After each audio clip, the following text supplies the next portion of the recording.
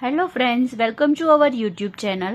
આજના વિડીયોમાં આપણે ધોરણ 7 વિષય ઇંગ્લિશ ન્યૂ ટેક્સ્ટ બુક, તેનું યુનિટ 2 ફેર્સ એન્ડ ફેસ્ટિવલ્સ, તેનું ગાલા સ્વાધ્યાય પોથીમાં સંપૂર્ણ સોલ્યુશન જોઈશું. Let's start. First, festivals. Read the lines of the poem and answer the questions.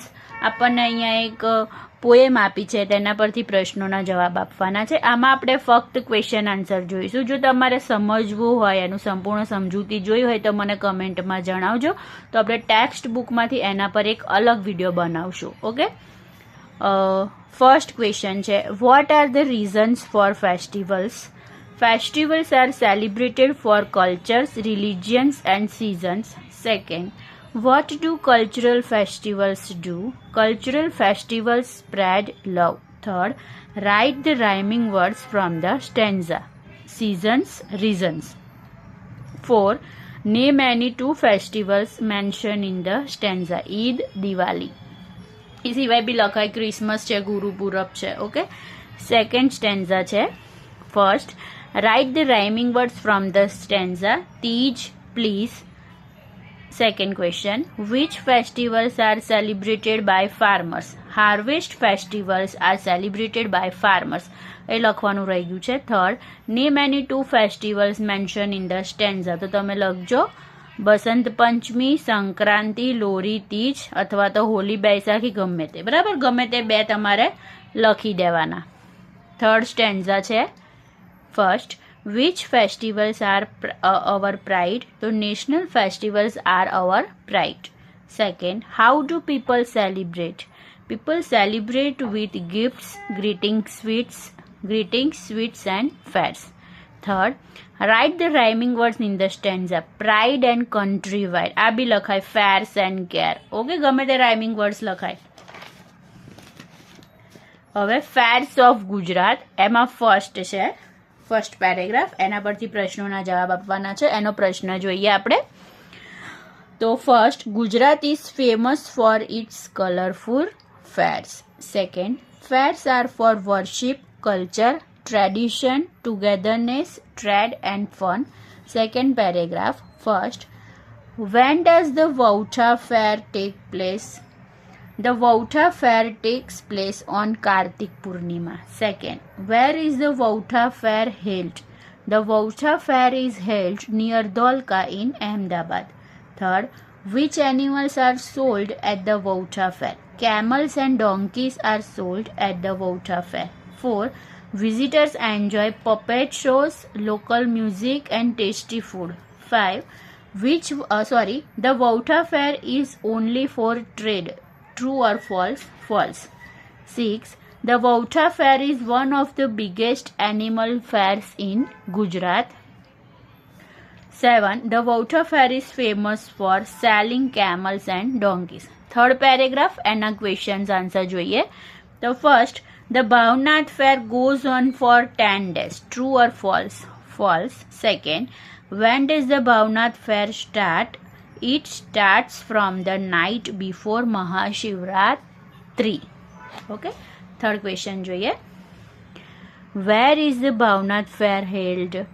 Or where does the Bhavnath fair take place? So it is held at the Girnar Hills near Junagadh. 4. Who visit the Bhavnath fair? Many saints, sadhus and devotees of God Shiv visit the fair. 5. What do people do? People take a holy bath and pray in the temple. 6. What do the shops sell? The shops sell sweets, clothes and music items. 7. The Bhavnath fair is for worshipping God Shiv and asking for his blessings. 8. What does the Bhavnath fair show? It shows the spiritual faith of the Indian people. 4. Paragraph છે એનો first question. The Shamlaji fair falls in the month of Chaitra. True or false? False. Second, who visit the Shamlaji fair? Or from which two states do people come to the Shamlaji fair? So people come from Gujarat and Rajasthan. Third question, where is the Shamlaji fair held? It is held at the Shamlaji temple in Aravali. 4. People pray to God Vishnu. 5. What is sold at the fair? Jewelry, clothes and crafts are sold at the fair. 6. What does the Shamlaji fair show? It shows devotion, trade and animal travel. 7. People travel by bullock carts and camels. આગળ જોઈએ. 5 paragraph, 5th number no. એમાં first question.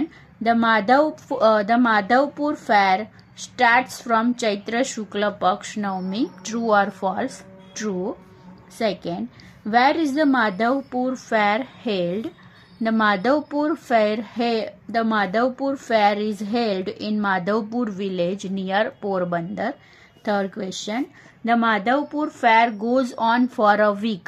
True or false? False. 4. Who takes part in the Madhavpur fair? Villagers and devotees of God Krishna take part in the Madhavpur fair. 5. What can one buy at the Madhavpur fair? One can buy toys, snacks and clothes at the Madhavpur fair. 6. How do people enjoy at the fair, or how do people celebrate at the Madhavpur fair? People do garba, sing songs and visit colorful shops at the fair. 7. The fair keeps the story of Rama alive. True or false? False. 8. The Madhavpur fair celebrates the marriage of Krishna and Rukmini. Second, correct the underlined parts and rewrite the sentences. અહીંયા આપણને જે આપ્યા છે underline એ આપણે સુધારવાના છે અને એના જગ્યાએ યોગ્ય શબ્દ મૂકીને ફરી વાક્યો લખવાના છે. તો first, the Vautha fair is held in Kutch district during પ્રથમ પૂર્ણિમા. તો આપણે અહીંયા લખીશું the Vautha fair is held in Ahmedabad. કચ્છની જગ્યાએ અહેમદાબાદ. અહીંયા પ્રથમ પૂર્ણિમાને બદલે કાર્તિક પૂર્ણિમા લખવાનું, એ બી મિસ્ટેક છે બુકવાળાની. તો the Vautha fair is held in Ahmedabad district during Kartik Purnima. Second, the Madhavpur fair starts from Chaitra Krishna Paksha Navami. તો કૃષ્ણ પક્ષની બદલે આપણે શુક્લ પક્ષ લખવાનું છે. ઓકે, તો લખીશું the Madhavpur fair starts from Chaitra Shukla Paksha નવમી.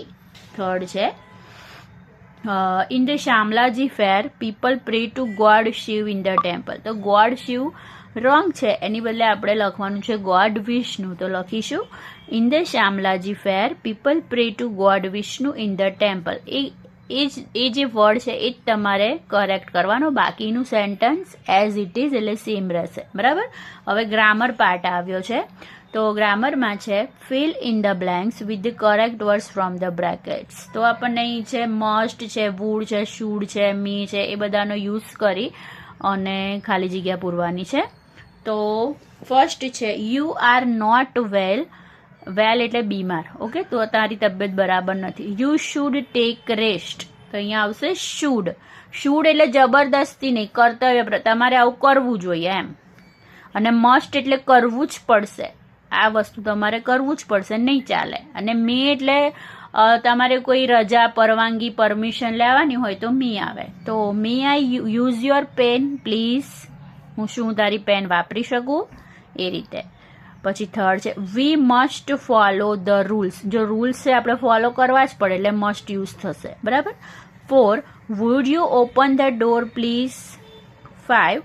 Can you understand Marathi. Can એટલે કોઈ વસ્તુ તમે કરી શકો છો કે નહીં, શકવું, સક્ષમ છો કે નહીં, એના માટે કેન યુઝ થાય. 6. Yash should not fight with his friends. 7. We must not break the rules of the school. 8. The teacher is angry. She may scold you. Scold એટલે તમારી પર બૂમ પાડવી, ખીજાવ. 9. Can you help me with my homework. 10. A fish cannot fly. 11. We would like to go for a picnic. 12. Mansi is not well. She should see a doctor. 13. Daksh must study hard to get good marks. 14. A horse can run very fast. 15. If you run fast, you may win the race. 16. My father would like to meet the principal. 17. One may not like this shirt. 18. You must wash your hands before meals. 19. We should do yoga regularly. 20. Aman is a clever boy. He can teach us English. Okay. પછી composition છે. તો અહીંયા study the ઋતુચક્ર આપ્યું છે અને answer the question. તો અહીં seasons આપી છે 3, વિન્ટર, સમર અને મોન્સૂન, શિયાળો, ઉનાળો, ચોમાસું. તો વિન્ટરમાં આવે હેમંત અને શિશિર, સમરમાં શું આવે વસંત અને ગ્રીષ્મ, પછી મોન્સૂનમાં આવશે વર્ષા અને શરદ. બરાબર. એમાં આપણે શું ખાવું જોઈએ, ક્યારે સિઝન ચાલુ થાય છે, એ રીતનું આપ્યું છે. એ આપણે સ્ટડી કરી અને આપણને જે ક્વેશ્ચન્સ આપ્યા છે એના આન્સર આપણે આપવાના છે. તો ફર્સ્ટ છે વેન ઇઝ ધ રેઇની સિઝન. વર્ષા ઋતુ ક્યારે હોય છે? તો અહીંયા આગળ જોવાનું તમારે વર્ષા ઋતુ છે અહીંયા. તો ક્યારે હોય છે? જુલાઈ 16 થી સપ્ટેમ્બર 15. બરાબર. તો સી આવશે. એ રીતે તમારે ચેક કરવાનું. Second, which season is from March 16 to May 15. તો વસંત ઋતુ આવશે. Third, what should we do in Sharad season? Eat light food like green vegetables and fresh fruits. Okay. 4. Which season is early winter? So Hemant. Barabar. B. 5.